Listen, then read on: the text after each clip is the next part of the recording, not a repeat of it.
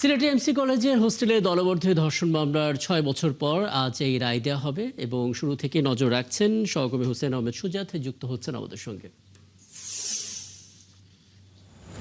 সুজাত, খুবই চাঞ্চল্যকর ঘটনা এবং আজকে রায় হওয়ার কথা, এর আগে রায় পড়া শুরু হওয়ার কথা, সে রায় পড়া শুরু হয়েছে কিনা, কটা নাগাদ আসলে রায় হতে পারে এবং ভুক্তভোগীর স্বজনদের আপনি দেখেছেন কিনা আদালত পাড়ায়?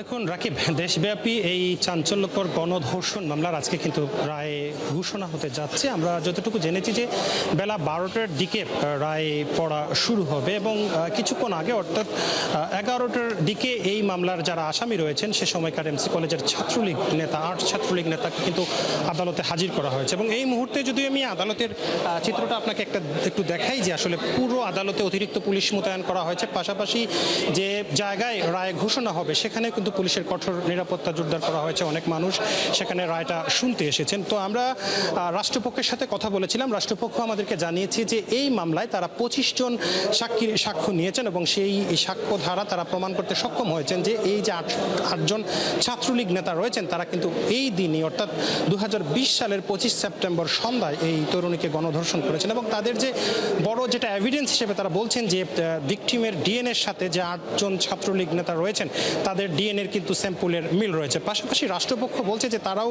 ন্যায় বিচার আশা করছেন, তারাও নানা যুক্তি তুলে ধরেছেন। তাদের যুক্তির মধ্যে হচ্ছে যে এই মামলার বাদী যিনি ভিকটিমের স্বামী তিনি কিন্তু তার কথিত স্বামী অর্থাৎ তাদের বিবাহের কোনো কাবিননামা দেখাতে পারেন নাই। পাশাপাশি এই তরুণী একটি ফোন কলের মাধ্যমে এসেছিলেন এবং এই এমসি কলেজ হোস্টেলে যাওয়ার আগে তিনি কনসেন্টেন্ট র্যাপের শিকার হয়েছিলেন, অর্থাৎ স্বেচ্ছায় ছাত্রলীগ নেতাদের সাথে মিশেছিলেন। তবে আদালত যেটা বলছে যে সরকারি যিনি কৌশলী রয়েছেন পাশাপাশি আসামি পক্ষের আইনজীবী এটাও বলছেন যে আদালত সেখানে বলছে যুক্তিতর্কে যে আগে যে ঘটনা ঘটুক সেটা আসলে মুখ্য বিষয় নয়, বিষয়টা হচ্ছে গিয়ে ওই দিন অর্থাৎ 2020 সালের 25শে সেপ্টেম্বর এমসি কলেজ হোস্টেলে যে ঘটনা ঘটেছে সেটির বিচার হচ্ছে।